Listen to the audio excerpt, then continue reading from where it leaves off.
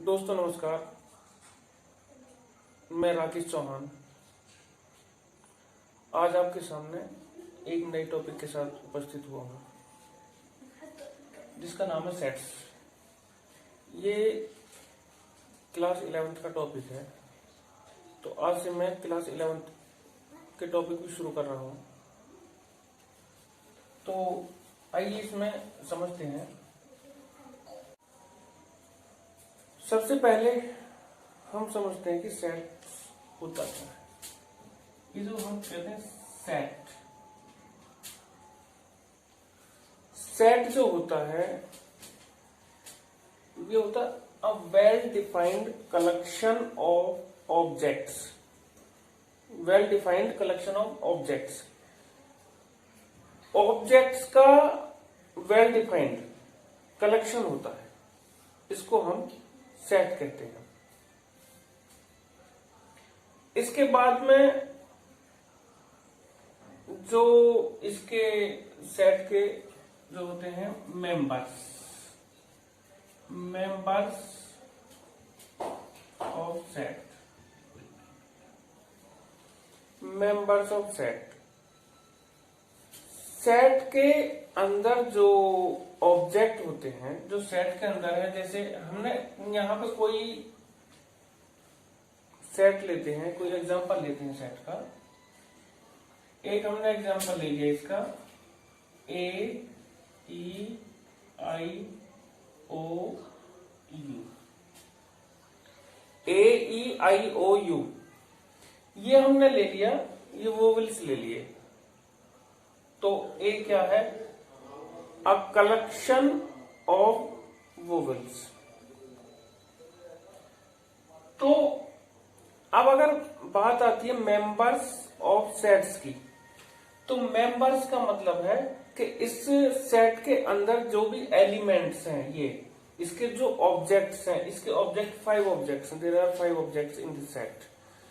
तो ये जो 5 ऑब्जेक्ट्स हैं ये ही इसके मेंबर्स हैं या एलिमेंट्स हैं। मेंबर्स या एलिमेंट्स एक ही बात होती है।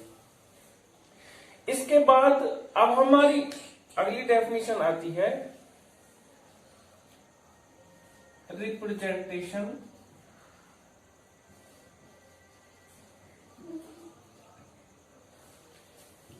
Of sets. सेट्स की हम सेट्स को रिप्रेजेंट कैसे करते हैं? रिप्रेजेंटेशन ऑफ सेट्स ये होता है, 2 टाइप्स हैं इसके। एक तो होती है हमारी टेबुलर फॉर्म,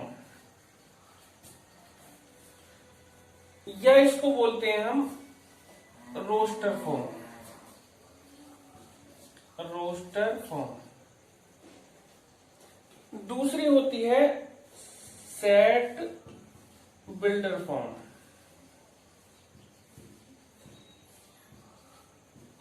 दूसरी है इसकी सेट बिल्डर फॉर्म। ये 2 तरह की होती हैं, इसकी 2 तरह से इसे रिप्रेजेंट करते हैं। अब मैं बताता हूं कि टेबुलर फॉर्म क्या होती है और सेट बिल्डर फॉर्म क्या होती है। तो इसको मैं रफ करता हूं और आपको दिखाता हूं ये क्या क्या होती है। इसको रिप्रेजेंट करते हैं 2 तरीके से। एक तो टेबुलर, एक सेट बिल्डर।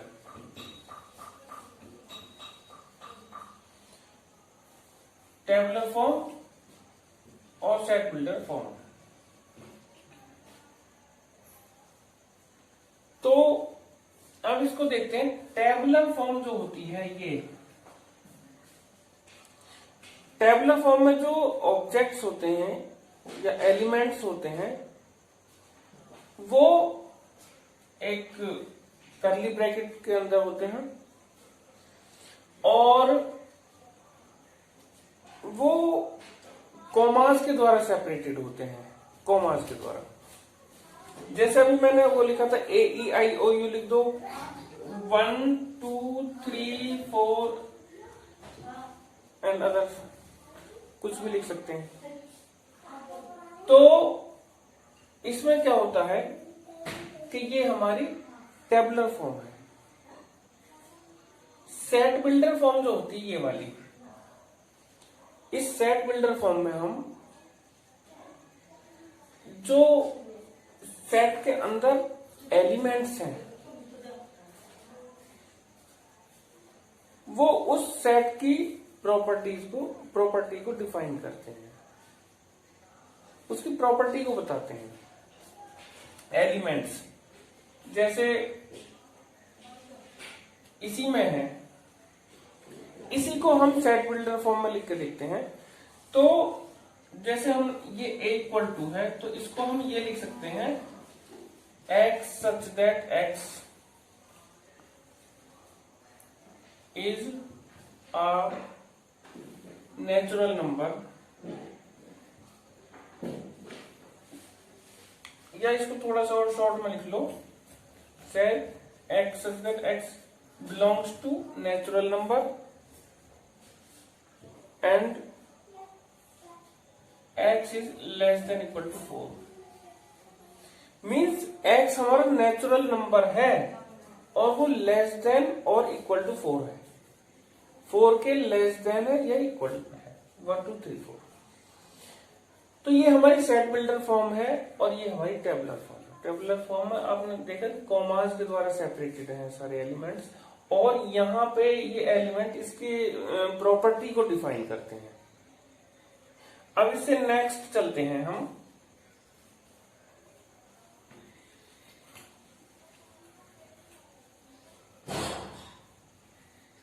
इससे next definition,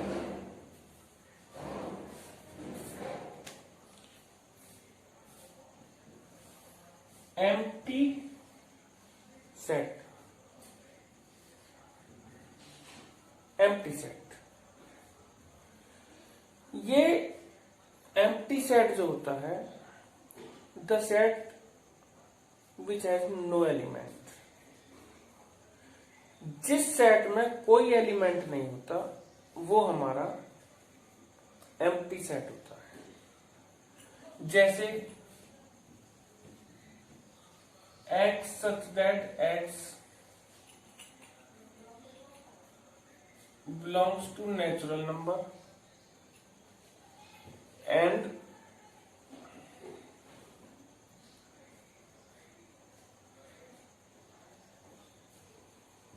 x is more than 1 and less than 2।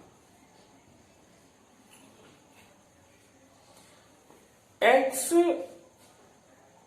एक नेचुरल नंबर है और वो 1 से बड़ा है और 2 से छोटा है, तो ऐसा नेचुरल नंबर हमारा पॉसिबल नहीं है। तो इसका मतलब ये है कि इसमें कोई एलिमेंट है ही नहीं, ऐसा कोई एलिमेंट ही नहीं, ऐसा कोई नेचुरल नंबर ही नहीं है जो इसमें पॉसिबल हो। तो ये हमारा एम्प्टी सेट है, या इसको हम नल सेट भी बोलते हैं, नल सेट, या इसको हम और भी लिख देते हैं वॉइड सेट भी लिख देते हैं। कई तरह से लिखा जा सकता है। अब इससे नेक्स्ट देखते हैं, आज हम इसके थोड़े से कॉन्सेप्ट को ही समझेंगे, हम क्वेश्चंस लेके चलेंगे कल। आज इसकी डेफिनेशन वगैरह और सभी चीज को समझेंगे, उसके बाद में तब देखेंगे।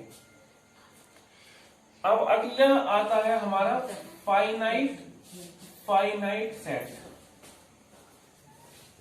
फाइनाइट सेट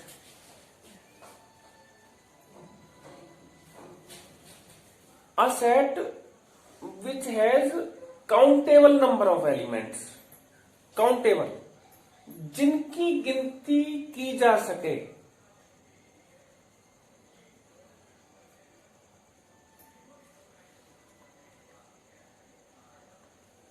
या इसको हम ऐसे भी कह सकते हैं, a set in which counting of elements comes to an end elements की काउंटिंग का अंत हो जाता है,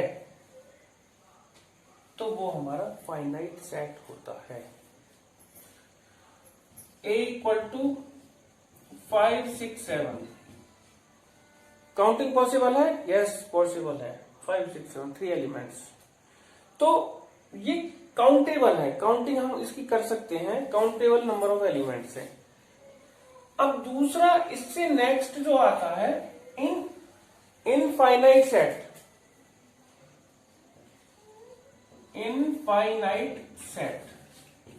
इनफाइनाइट सेट जो होता है, a set in which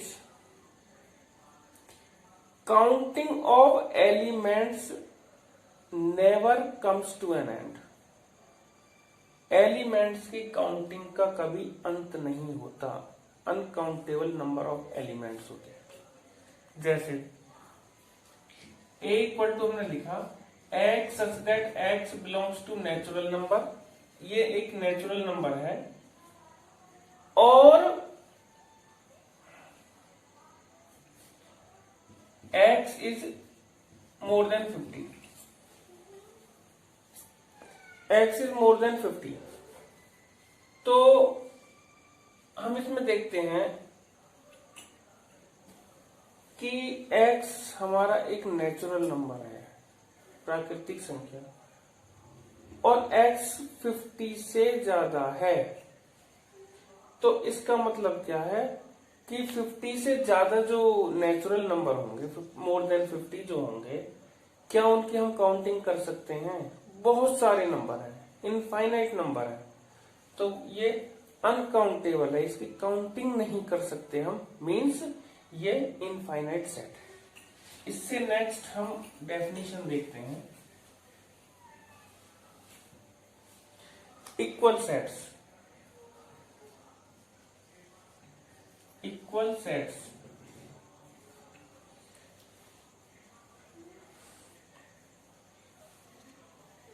equal sets के बारे में बताऊं, ए एंड बी, मैंने ये दो सेट ले लिए, 2 सेट्स ए एंड बी। ये सेट्स इक्वल होंगे, these sets will be equal if every element of A belongs to B and every element of B belongs to A, या every element of A is in B and every element of B is in A। A का प्रत्येक element B में है और B का प्रत्येक element A में है। जैसे A इक्वल टू मैंने लिखा 1, 2, 3, B लिखा मैंने 3, 1, 2। A का प्रत्येक एलिमेंट B में है, B का प्रत्येक एलिमेंट A में है, means A and B are equal sets. अब इसके बाद में नेक्स्ट आती है हमारी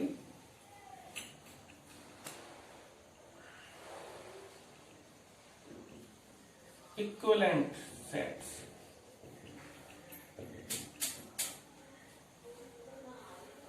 इक्विवेलेंट सेट्स होते हैं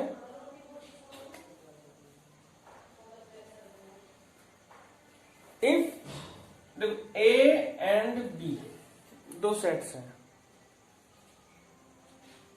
if number of elements in A are equal to number of elements in B, then A and B are equivalent sets. Equivalent, A में जितने एलिमेंट हैं उतने ही एलिमेंट बी में हैं, तो ए और बी इक्विवेलेंट सेट्स होंगे। For example A equal to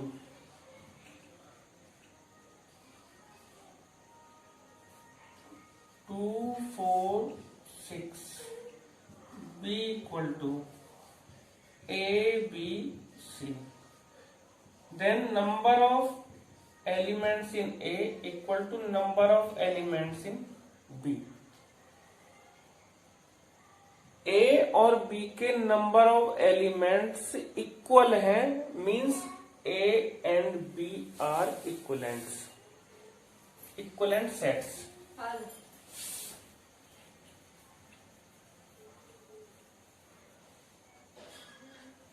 अब इसके बाद नेक्स्ट आती है हमारी डिसजॉइंट सेट्स। डिसजॉइंट सेट्स जैसे ए और बी हमारे सेट्स हैं, there are two sets A and B. तो ए और बी टू सेट्स हैं अगर if A and B have no element in common, then A and B are disjoint sets. अगर A और B में कोई भी कॉमन एलिमेंट नहीं है तो A और B डिसजॉइंट होंगे। A और B तभी डिसजॉइंट होंगे, जैसे A equal to 5 3 2, B equal to 1 7 6। ये ए और बी हमारे डिसजॉइंट सेट्स हैं क्योंकि इन दोनों में कुछ भी कॉमन नहीं, नथिंग इन कॉमन। तो ये हमारे डिसजॉइंट सेट्स हो गए। इससे नेक्स्ट डेफिनेशन है। अब नेक्स्ट है हमारा सबसेट। सबसेट ये है ए और बी दो सेट्स हैं हमारे पास।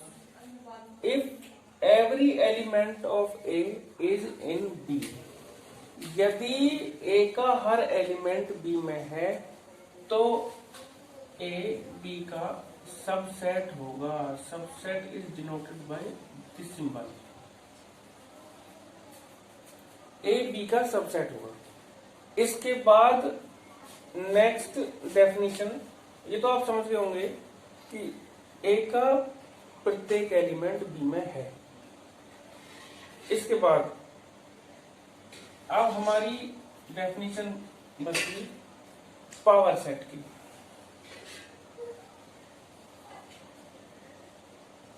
पावर सेट,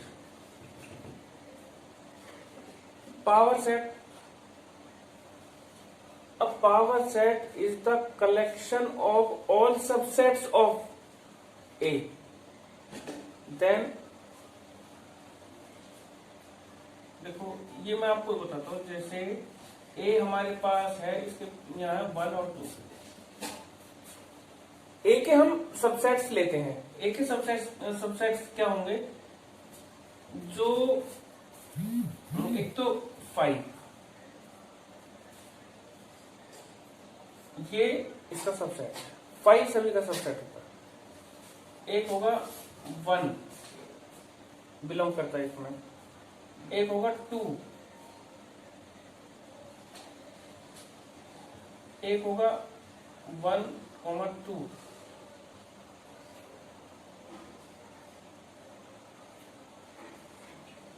ये हमारा पावर सेट होगा। इसका power set of A is the collection of all subsets of A। तो ये हमारे इसका पावर सेट हो गया। Power set,